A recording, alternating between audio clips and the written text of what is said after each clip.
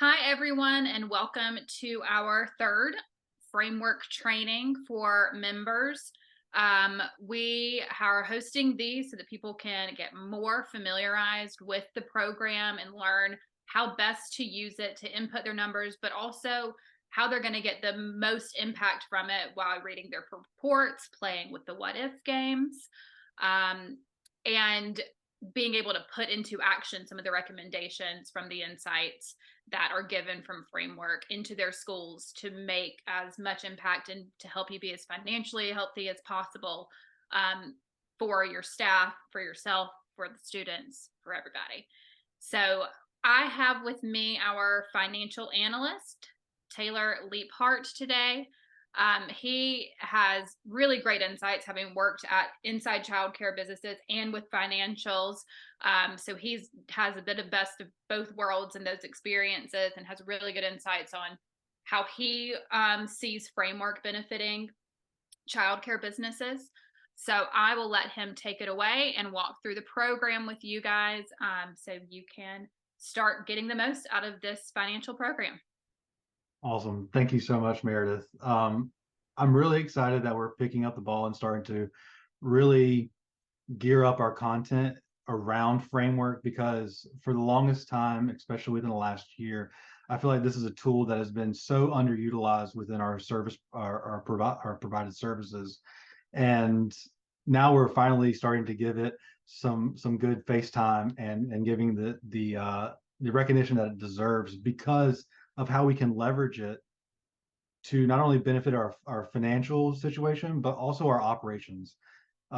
Learning through benchmarks and understanding the analysis and the reports and insights that this tool provides really sets you up, obviously, from a financial standpoint, but it carries over into the managerial decisions and the operations of your company.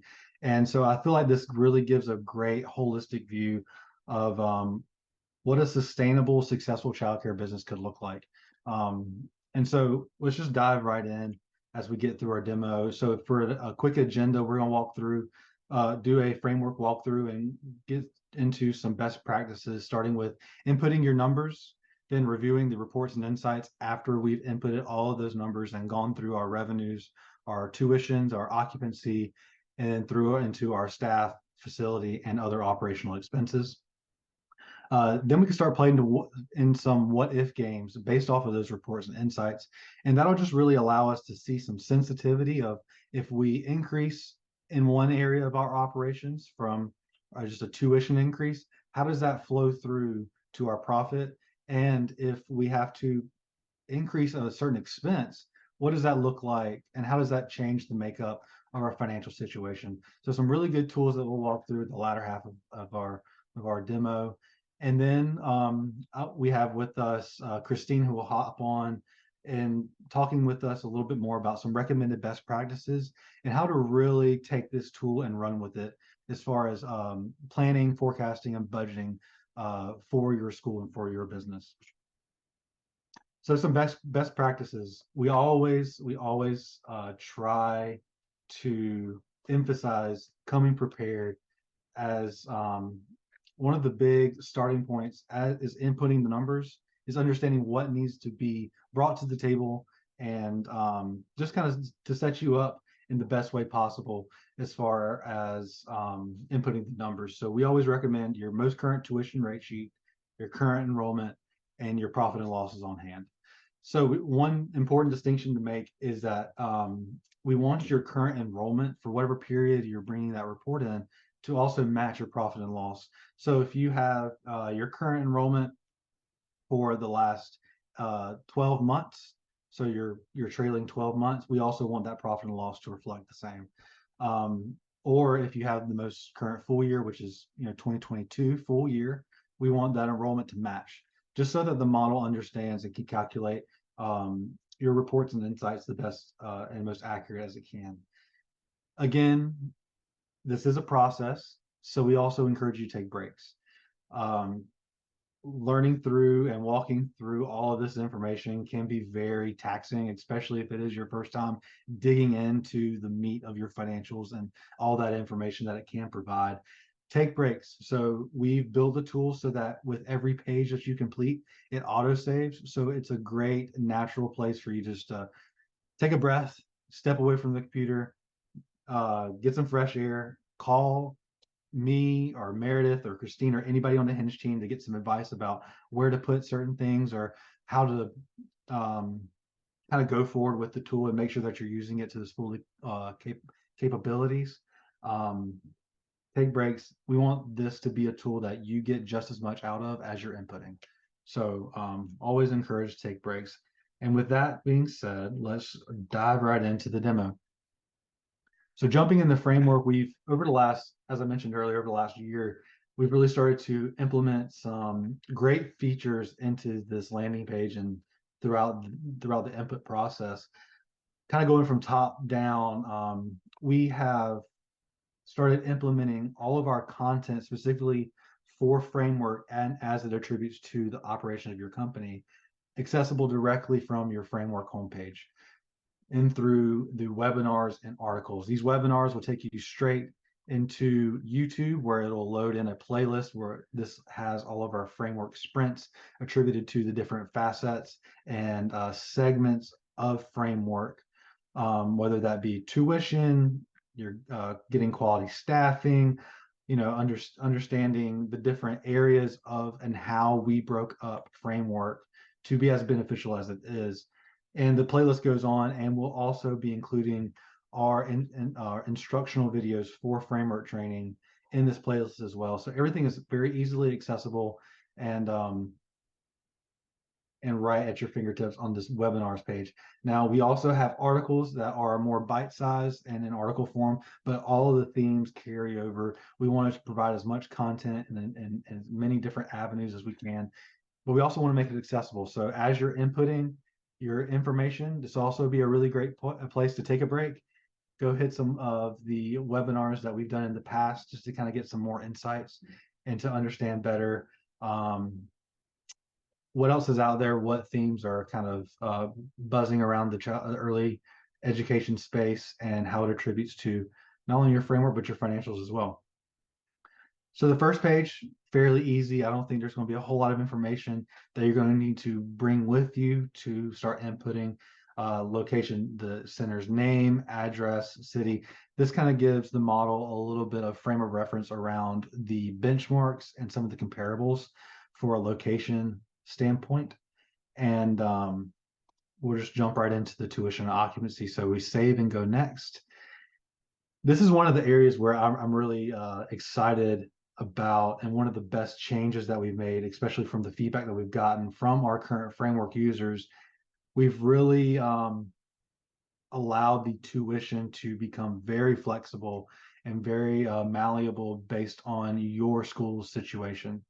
So at the top here, we have our annual net revenue before discounts. That before discounts is very important, as we've attributed a sole section for discounting, because that is such an integral part of understanding the profitability of your center. So this is before discounts, and this would be for the 12-month period that you've brought to the table. So if that is most current 12, it'll be your trailing 12 number. And this also could be your full year 2022, as that is the most recent full year as of to date, your current billing period, as well as how many periods are, or how many billings are within that period that you're presenting today. Some other information that just allows the tool to gauge your current situation for your school's tuition rates and how that billing cycle compares across your competition. So we have integrated, have you had tuition rate increases? Are you staying true to market as far as your tuition rates are concerned? So we're similar? Were we true to competition? When was the last tuition rate increase, and about how much is that rate increase each time that it is assessed? Jumping down into your tuition rates, this is with the flexibility that I talked about earlier. It was very singular when we first integrated this into the model, but now the flexibility is almost endless and can meet the needs of any schedule, classroom, segmentation that you have for your tuition and billing process. So we have these broken down by classroom, and then further broken down into the segmentations that you have for billing. So full-time, part-time, if you have a 3-day that you consider, a 2-day, even an hourly rate, we can show this in here, with the attributable tuition rate, as well as how many children are enrolled. So just for demo's sake, let's see, we have 3s and 4s. Let's add an after-school program here.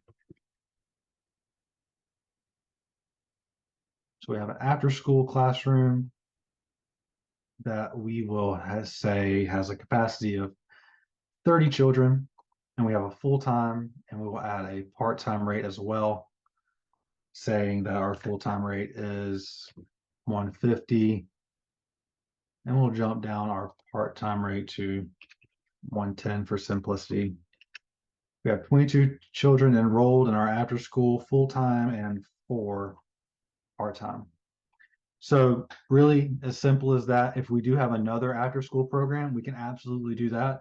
Add another after-school, label it appropriately so that we can distinguish between the two. But the possibilities and the classroom options are endless as far as the schedule goes as well. So we really try to meet the needs and try to cover all of the bases and all of the variations of billing and tuition out there so that the model can adequately take that into account. And so I want to stop here just for a second because this is kind of a natural resting spot, a good break for us to take. If you do have any questions, go ahead and throw them in the chat, and we'll pick them up as we roll through into the next section. Again, this is all net of our discounts because we want to attribute adequate attention and input for those discounts because it really needs to be addressed and it needs to be focused on because this is one of the areas that Kathy Ligon likes to call a silent killer of your profit. It is one of those areas where, as childcare providers, we want to give and make our operations and our services very accessible for our families. So we offer these discounts sometimes without really knowing the impact of what that does for our dollars and our overall profitability for our school and for our company. And that's one of the other areas we'll focus on that when we get to the reports and insights. But as far as inputting the discount information based off of those classrooms that you have in the tuition occupancy section, the model built a little bit of a matrix around what discounts you offer, multiple child, staff discount for part-time and full-time, and allows you to input how many children per classroom per discount segment, how many families are taking it or how many children are taking advantage of that discount per classroom. So you see that we just added an after school classroom here. So we'll go ahead and add, we'll have a multi-family discount. We'll say there are 2 children in that classroom. We'll have 1 here. Let's say we have 2 full-time there. To add another discount is very simple. We want to add another column right here, and let's just say that we have a business that just moved in across the street, and we want to offer them a 10% discount for any employees that have children and need childcare, just to see how beneficial that could be, see if we can have any revenue generation pickup. Really easy to add another discount into there. So we want to say, let's exclude this for our toddlers and our infants, and we can walk through 4 2s, 2 3s, 2 4s, 2 extra. Easy as that. We just need to have that information readily available through our enrollment reports whenever we come into inputting all of this information. We really worked hard to make this as intuitive as possible, and I think we've succeeded thus far. So let me know and feel free to jump in the chat, and if you have any questions, throw those in the chat box, and we'll address those on the fly. And same as we go into the expenses, it kind of gets a little bit more nuanced the further we go into the expenses, just because our chart of accounts don't necessarily line up exactly. And what I always recommend to people as we kind of move into the expenses, can be one of the more daunting pieces of inputting this information, is that we need to maintain consistency. So even though our line items may not match up one to one, let's take note of what expenses from our P&L we're inputting into the model and where we're inputting those. Um, so I haven't got any questions thus far on tuition or discounts. So I think we're going to save and go next straight into our staff costs. So for staff costs, we have our annual salary costs for the last 12 months. Again, if you're using trailing 12, this is that number. If you're using your 2022 full year, this is where that would be input as well. It's also really important to note, if you are an owner operator, this number needs to be adjusted for your salary, meaning depending on how you want to capitalize your operations with your salaries. Some owners choose to max out a W-2, really take a larger salary to compensate for their contribution, and it's reflected in their salary number. Other operators other owners choose to take a much more modest salary and then get compensated on the back end uh, after your net income in the form of a distribution. That can look totally different ways, but regardless, we want to exclude that owner salary and then replace it with a fair market value of what a director would be paid if it was not the owner. And that can look a lot of different ways depending on your market and the size of your school and the experience level of other directors in your direct competition. If you have any questions about that and you're not really sure if you're overdoing it or underdoing it, feel free to contact one of our team members, and we can get you on the right path and make sure that you're having the correct value in the right spot. So walking down into the next portion, after we've included our full salary number, it drops down into the next box here. We have other categories and items that are most attributable to staff costs, like taxes, employee benefits, staff training, recruitment, miscellaneous staff costs, and really utilize this miscellaneous staff costs, as we understand that there are a lot more expenses and line items that can be attributed to staff costs and may be recognized in your P&L. This is where we want to make sure that we're being consistent with our buckets. So if you have uniforms, if you have staff appreciation, if you have any other attributable expense that's not listed here under benefits or training or taxes or recruitment, let's drop it into the miscellaneous cost and just make sure we note that on our P&L going forward so that we can take the best notes and get the best results out of the model. Some really key points just to point out off of the get-go that are that carry through with every input. We have these little information icons on every or most line items just to give you a little bit more clarity on what expenses and what information we're looking to get out of this input. So this assumes this little information icon, you hover over it, pop-up comes, assumes all center pay with the market rate director, no owner pay. And that was what I was referring to in the beginning of this section. Same with employee benefits. And I think we'll get, yes, in the miscellaneous staff costs, it says, so some meetings, gifts, uniforms, all of those line items that may be recognized independently in your P&L, let's drop them into this miscellaneous cost so that we have a bucket for all of those expenses. One more thing to point out as we're inputting this information is if you do leave any box blank, the model will automatically assume the benchmark expense to that line item. So because even if I have 0 employee costs for recruitment, we need to input a 0 there so that the model doesn't carry over any information for the benchmarking expense. So for example, we'll have 0 here, but let's say for staff training, we had 0 cost.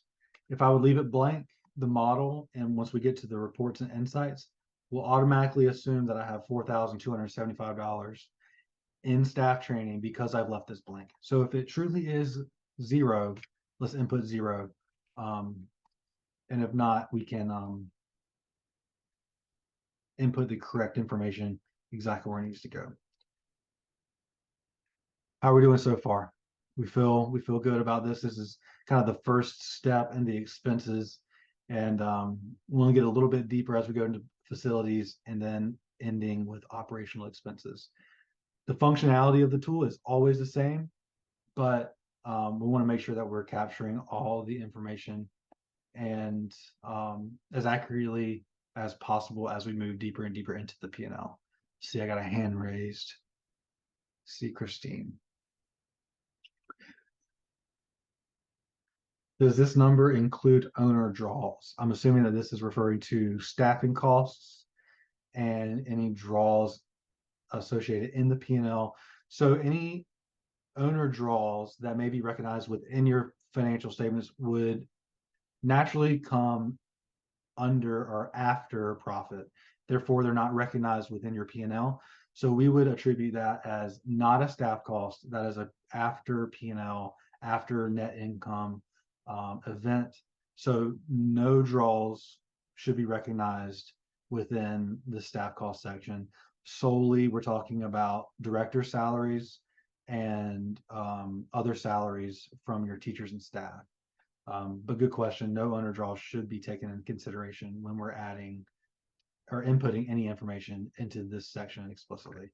Very good question. So I think we can jump into the next section. I don't see any more questions coming up as of yet. Yes. All right, so facility costs. We want to hit the major costs at the very beginning of all of our sections. So base monthly rent, you'll have that number offhand based on this is monthly rent. So if you're looking at an annual number, you want to divide that by the monthly, the number of periods, 12 months, and include that here. Important note, as our little icon indicates, this is excluding any property taxes or CAM charges, maintenance that are attributed within your lease agreement. This is a base rent number. So we want to include the base rent when we're adding or inputting numbers into this section here. We have a section for CAM for those maintenance charges that may be included in your lease agreement, as well as the facility square footage. All this is calculated to be shown right here under rent and CAM. So we have a nice annual number right off of the get-go. Walking through just some of the most common line items that we've seen in the facilities cost and the repairs and maintenance section of any P&L when it comes to childcare. Repairs and maintenance, personnel, any contract labor is normally what's attributed there, supplies, janitorial, lawn, so on and so forth. And then again, insurance and taxes, we've pieced those out independently of rent. So let's make sure that we take those into consideration when inputting our numbers here. I think this also kind of carries over into the theme that I was mentioning earlier, as far as it really takes a little bit of nuance to understand where to put what item and what expense in inputting these numbers. So for instance, we may do our own lawn care at the center. So we just bought a piece of lawn care equipment or supplies for our lawn care. And that might kind of fall into the gray gap of repairs and maintenance supplies, or is that attributed to lawn care? Do we want to just keep that as, maintenance supplies and things like that, regular upkeep and expenses from that regard?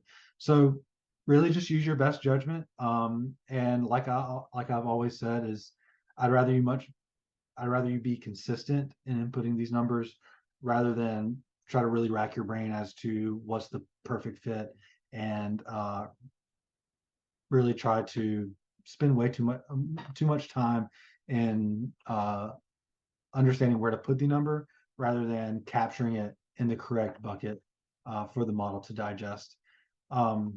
Interestingly enough, and very coincidentally, I'm very segue right now, is that the topic that we wanted to highlight in the back half of this portion is the importance of eventually lining up those charts of accounts and the ease of use that you can find um, as you walk through the model and comparing your financials and how that looks going forward from a forecasting and budgeting, really leveraging the tool to get the most performance and the most output is really starts at understanding your chart of accounts in relation to the model. And Kristine is on with us today, and I'd really like to kind of patch her in here. I think she has a lot more insight into the benefits of realigning your chart of accounts, especially when it comes in terms of comparing it to framework. And you've always said that's really one of the first steps in taking that financial journey. I love like stealing your lingo of because it definitely is, and it is a very important step. What else can you kind of give us as far as insights into that first step in the chart of Well, account? thanks, Taylor. This is really wonderful. I, um, the best thing to do is to line it. Like as Taylor gets into the reporting features of this, you'll start to see your categories break up into kind of 4 areas. We call those cost centers, and we can talk a little bit more about that when you get there. But what we would do is line the categories and the subcategories so that everything is really neat and clean on your profit and loss, and really identifying what belongs on a profit and loss, what is income and expense, versus maybe something you bought, like Taylor was talking about equipment for lawn care and repairs and maintenance. So if you bought like a tractor and that was, quite a bit more, over $2,500, that wouldn't show up on your profit and loss at all. So it wouldn't go into that bucket, right? So just understanding that, and what we've done in our QuickBooks training is we've actually show you step by step how to customize the chart of accounts. Now, this will serve you in multiple ways. Not only will it be easier just to populate the information right into here, it will also help you to prepare for tax easily, a stress-free tax season. And most importantly, it will give you information at the time of need to make better decisions around your business in terms of cash flow and profit. So a lot of benefits from organizing the chart of accounts.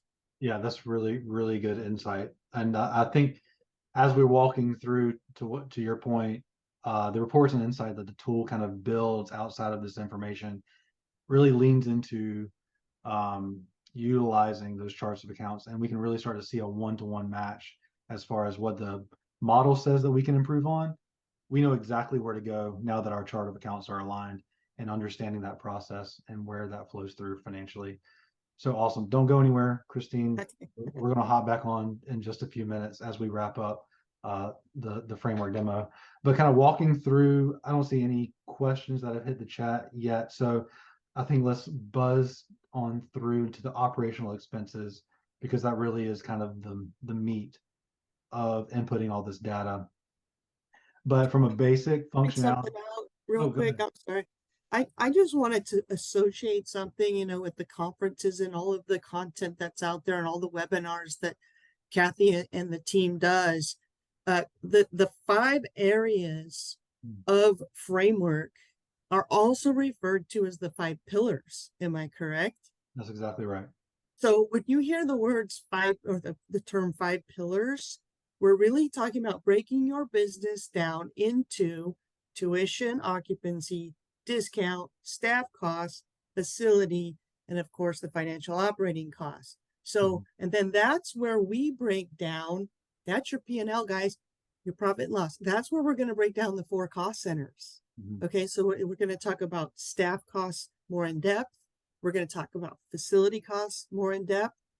And we're going to talk about program costs and then admin costs. Okay, so that all falls under the 5 pillars. It's just a deeper look into those areas. So thanks, Taylor. I just wanted to point that out. Yeah, that's exactly right. And that is a really good call out, because we'll see that really exemplified in the model and the reports and insights that it spits out of all of our inputs. But quickly kind of running through this is pretty intuitive based on the inputs that we've done thus far. If we have any information as to what we're looking for as far as an input goes, these input icons are very, very helpful. And again, we've done the best we can as far as our experience goes in understanding the most common line items used in a childcare business, as well as not trying to be overly exhausted in the calculation of this model. So we put our most frequently seen and used line items here for your benefit, but also want to kind of leave room for that nuance of miscellaneous program costs or any miscellaneous admin costs that you can use and to pick up within your segmentation or within those pillars that we're talking about. I think as far as line items go, I think we covered everything here. I do want to have a call out really quickly for these other expenses and other revenue section that we have recently added just to kind of encapsulate and get the best picture that we can of your current financials within framework. So we've added interest, depreciation, amortization, and of course we want to have franchise fees so that any operator, regardless of their structure, can utilize this function, and all expense structures can be taken into account when you utilizing this tool. So of course, if you have no franchise fees, by all means, exclude that. Don't worry about that. We break out interest, depreciation, amortization because from an accounting standpoint, they are non-cash.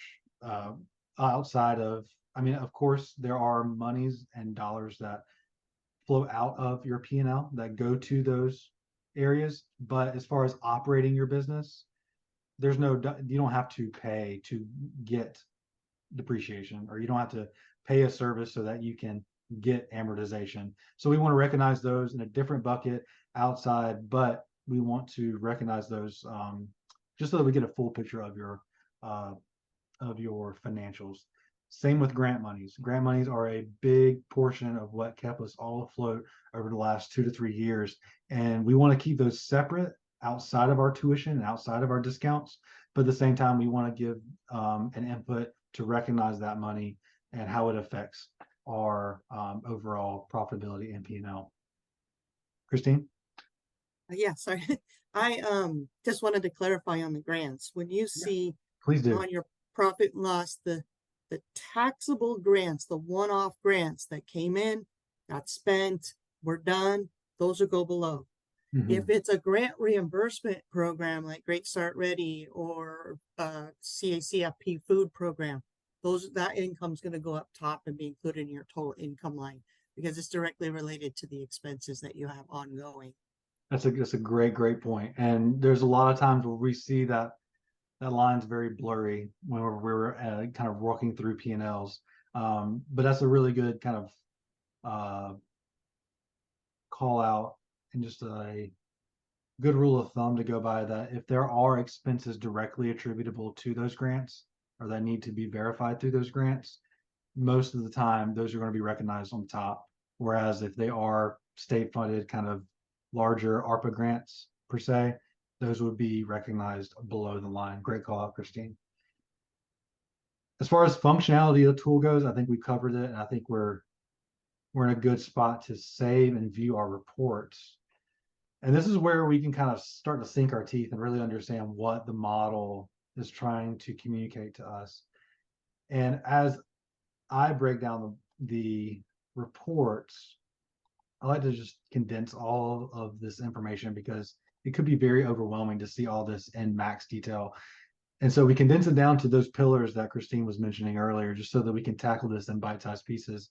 And the model does so as we look at the reports. But on first glance, we can see, based off of our size, location, and overall revenue, the benchmark analysis of what the tool says we should be operating at. So it says that we should be operating around a 12% profit margin, around $100,000, given our occupancy and our tuition. It's important to note that right here, this 5% discount is a hard and fast rule that we like to use as our benchmarking across the nation. We've kind of seen that as a manageable discount threshold. Of course, we want that to be as low as possible so that we're not giving away any of our money. But we also want to be sensitive to, at this time of day, especially with staffing, we really need to have that kind of incentive to get those quality teachers and to retain those that kind of employment. So there needs to be a little bit of leeway there, but we've seen that 5% is a really good marker that if you hit 5%, you're in a very healthy situation as far as your revenue goes and overall generation.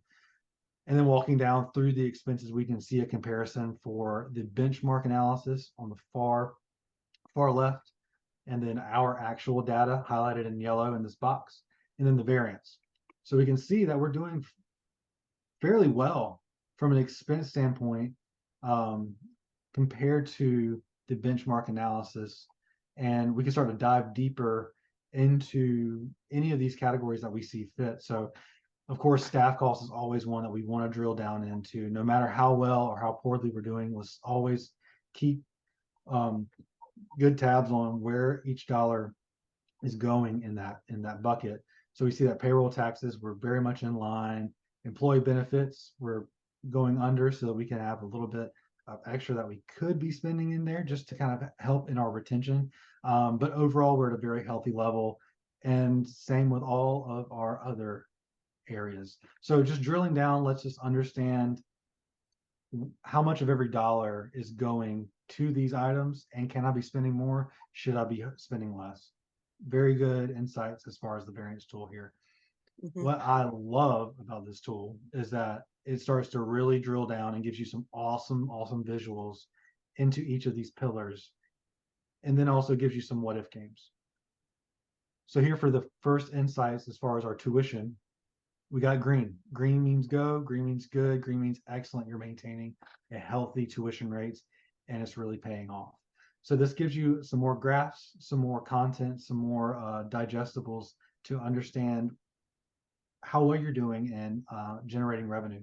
So from a full capacity standpoint, based on our tuition rate sheet and our enrollment, we would normally, or we should be operating at a full capacity about $1.3 million in revenue generated.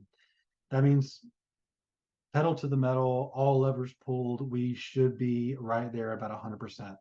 We're operating at above a $1 million generator before discounts, which is really good. That means we're maximizing, we're getting to that upper threshold of our capacity, of our ability to generate revenue. So these are all good signs. Recommended practices, also good insights here. Set your tuition rates equal to the true competition. We've said that we're doing that currently. Annual increases, always recommended. And this is one part that we kind of see outside of COVID, and especially as our economy starts to kind of see a balance act approaching our supply and demand, is tuition rate adjustments should be increased by 8 to 10%. Before COVID, that percentage would be more closely related to a 3 to 5, maybe inching up to that 8% on some of the aggressive markets, but really hovering around the 5%. We've seen that almost double over the last 2-3 years, and really try to coach our clients and coach our owners to take advantage of that, because it's costing more to run a business, especially a childcare business in today's world, with staffing costs and programming costs. So we need to charge exactly what our program is reflected in quality of care. And that should be attributable to about an 8 to 10% increase annually. Again, we have some articles and videos that talk directly to our tuition analysis to help us and give us a little bit more insights and tangibles to take back into our operations. So really good data here, a lot of good pickup just off the cuff. And then we can start to play some what if games. Now with every tab, there is a what if forecasting section that I really encourage you to take advantage of, because it allows you to see, so what if I did increase my tuition 10%?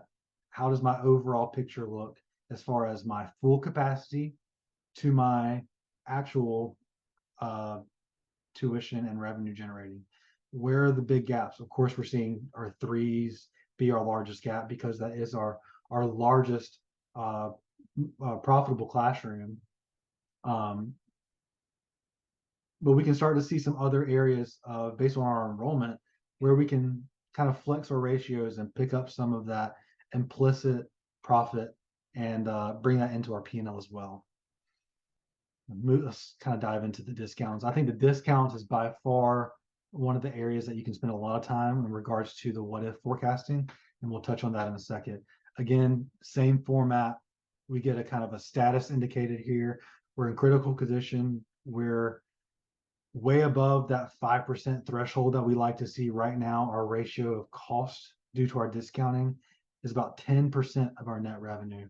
We really want to see that pull away or pull down closer to the 5% range. And it gives you some tips and tricks here, as well as some content and info regarding discounting and getting that under wraps to a manageable level.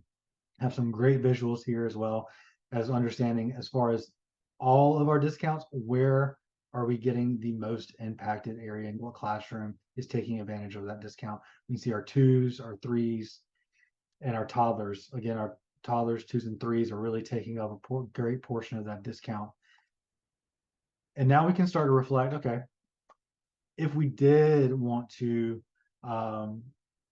change it up a little bit and wanted to change our discounting, what's the best way to do that? How does that impact my overall financial picture? So based off this graph, just to give you some baseline, at full capacity, we learned that 1.3 is our max, all levers pulled, pedal to the metal. We can generate $1.3 million if we're at full capacity. Right now, we're about $1 million generator, but our cost of discounts are over $90,000 that we're giving away, which in turn results in a pretty steep hit to $922,000 in overall revenue. 10% of that revenue. So what if we wanted to change it up? Let's play around with it. So if we increase our tuition, our standard 10% over the annual year, so what could next year look like if we did increase 10%, but then we cut our discounts by about 5%, just taking that down just a little bit. We've already seen a good standard impact there. But then what if we go a step further? Maybe the industry discount didn't get great productivity that we thought it would, so we can eliminate that discount back. And maybe we start to play around with our multiple child discount. Let's not touch our staffing. That's a kind of our sacred cow that gets all of our great employees in, and we don't want to take anything away from our employees. Let's maintain that. But our multiple child discount, maybe we can play around with that and eliminate our infants and our toddlers from that discount. How much does that get us to? A massive impact of 4.4 cost of discounting to our net revenue now. So now we're well below that threshold. We did take some incredible discounts away, but we can start to see the pickup here of our discounting and what that carries through in our overall tuition and financial picture. So some great tools, some great what if forecasting, and these are carried over into every pillar or every section of your P&L, so that we can better understand where the ebbs and flows are and be better prepared for those rainy days and kind of prepare for what we can do next year and how we can better our financial picture. Again, it ends just on an overall report, giving you the status bars of where your highs are. We're doing great in discounting. We're doing great in tuition. Let's focus on our staff costs. Give you some great feedback overall. I think this is a good point to jump back into our presentation and kind of give you some, now that we've have everything input into the model, we're getting our reports, we're starting to get some of that information. Where do we go from here?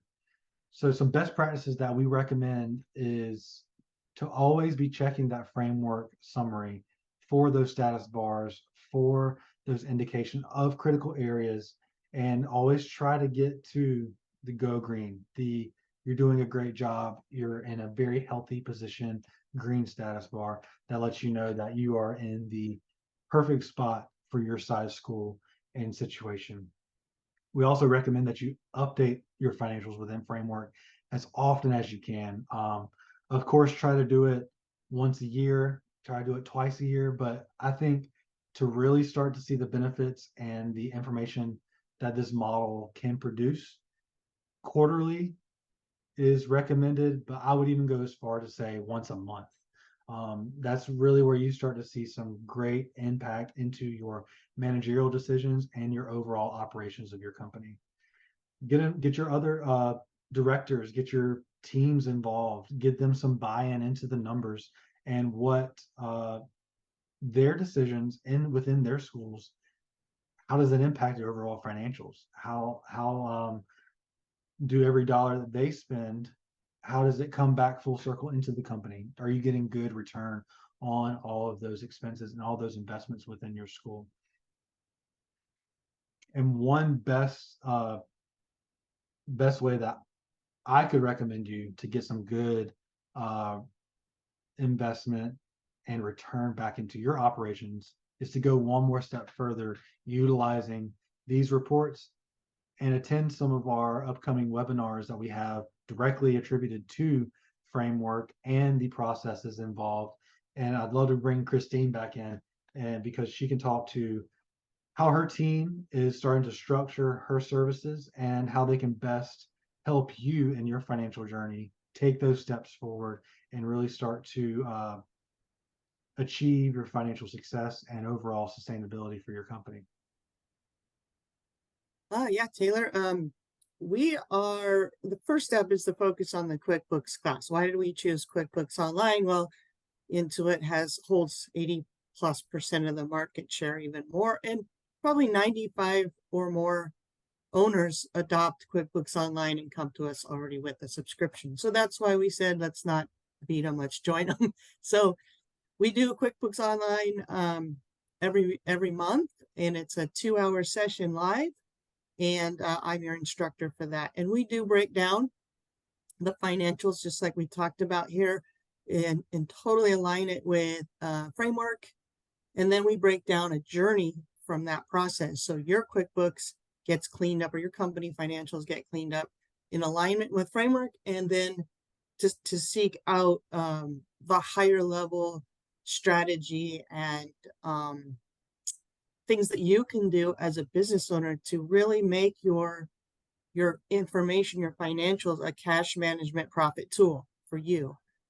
So one of the things I wanted to point out, Taylor, that we focus on is, you were talking about staff cost in here.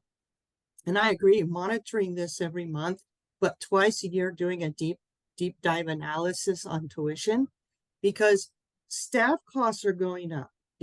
We're being required, states are requiring benefits, right? So health and retirement, and it's not going to go away. It's going to force us to take on those expenses. And what happens is you can't always just reduce staff costs. You can't just go across the board and cut everybody's pay. It's not realistic. So we have to look at tuition as that's happening, because the only way you're going to cover those costs is to raise tuition and lower discounts. And I could be on Kathy's soapbox on that one all day long, right? And so when you do that, you've got to look at other things at the same time. You've got to constantly be watching your enrollment, your ratios, the capacity, and leverage that and position yourself to be a very valuable, successful, healthy business. But you got to go that next step further on the financial side, and you just got to do expense management. You got to know what you're spending all your money on. And are you meeting the benchmarks and the industry standards? Or are you better than them? But at the end of the day, Taylor, when we look at it, we want to be at least 15% profitable, right? Across the board, maybe more at some point. And to do that, you have to go through all of your expenses, and you have to reduce, remove, and replace without sacrificing the quality of your program. So it's looking at all of these variables at the same time, and then leveraging the information from Framework based on your current enrollment and prices. Now we're talking about forecasting. You wanted to talk a little bit about forecasting and budgeting, right? So now we're looking into the future and we're saying, okay, with this information, we could raise our tuition by 8 to 10%. This is what it will look like.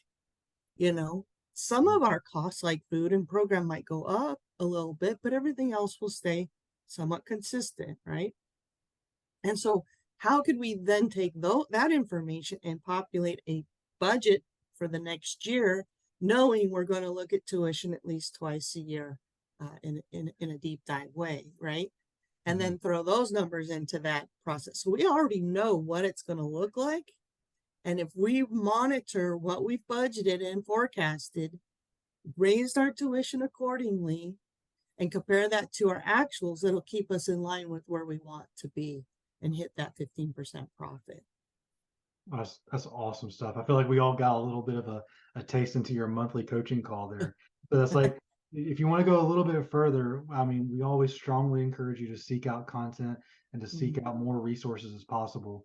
But there are very few better resources in the industry right now than Kristine and her team to help you along and realize those performance goals and to really leverage not only framework, but your financials and your current situation to the best that it can be for sustainability and for growth in not just your business, but your own personal, as a business owner, your dreams and goals. So I think all of those things were great call outs and great information, Kristine. Thanks for all of that. If you want to learn any more about Kristine and her team or any other services that Hinge provides, or if you just want to get a contact to get us on the phone to walk through framework with you, if you have a question or you want us to take that break with you, take a deep breath and say, you got this, it's all right there and you're so close, feel free to jump on hingeadvisors.com.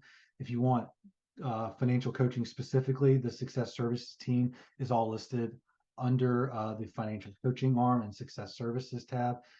So please feel free to reach out with any further questions that you have. I don't think we've gotten any on the chat since kind of wrapping up our framework demo. But as I said earlier, if you do have any questions, if anything arises as you're walking through this process and inputting these numbers, feel free to reach out to us. Anybody on the team is more than happy and pretty well versed at this point with the tool, and they can help you in any way that you need to be successful within this tool and to be successful as an owner in the childcare space. Well, I really appreciate you all like hanging on with me and walking through the demo, and I appreciate your time, and thank you so much for being a part of our Hinge family, and we look forward to hearing from you and working with you soon. Thanks, guys. We'll see you in the next one.